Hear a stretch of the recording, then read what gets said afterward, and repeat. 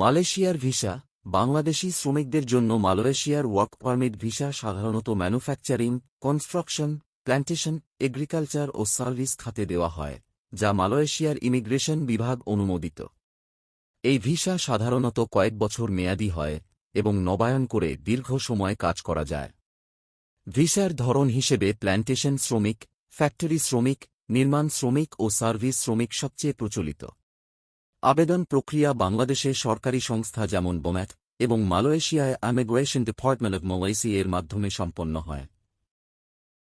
সুপ্রিয় দর্শক, চ্যানেলটি সাবস্ক্রাইব করে দিন। মালয়েশিয়ার ভিসার খরচ।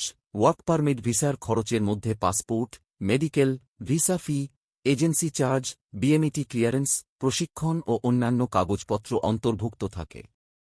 সরকারি নির্ধারিত মোট অভিবাসন ব্যয় প্রায় ৭৮,০০০ টাকা থেকে ৮০,০০০ টাকা খরচ হতে পারে। বিএমইটি ক্লিয়ারেন্স খরচ প্রায় ৮,০০০ টাকা থেকে ৯,০০০ টাকার মতো হতে পারে। সব মিলিয়ে মোট খরচ আনুমানিক ৯০,০০০ টাকা থেকে ১,০০,০০০ টাকার কাছাকাছি ধরা হয়। সুপ্রিয় দর্শক, চ্যানেলটি সাবস্ক্রাইব করে দিন। মালয়েশিয়ার ভিসার বেতন। মালয়েশিয়ায় বিভিন্ন খাতে শ্রমিকদের মাসিক বেতন ভিন্ন হয়। প্ল্যান্টেশন বা কৃষি খাতে আনুমানিক বেতন প্রায় ৩০,০০০ থেকে ৪০,০০০ টাকা সমপরিমাণ হতে পারে। নির্মাণ ও ফ্যাক্টরি খাতে প্রায় ৪০,০০০ থেকে ৬০,০০০ টাকা পর্যন্ত পাওয়া যায়। সার্ভিস খাতে বেতন প্রায় ৩৫,০০০ থেকে ৫০,০০০ টাকা হতে পারে। অভিজ্ঞতা ও ওভারটাইম থাকলে বেতন আরও বাড়তে পারে। সুপ্রিয় দর্শক, চ্যানেলটি সাবস্ক্রাইব করে দিন। মালয়েশিয়ার ভিসার সুবিধা।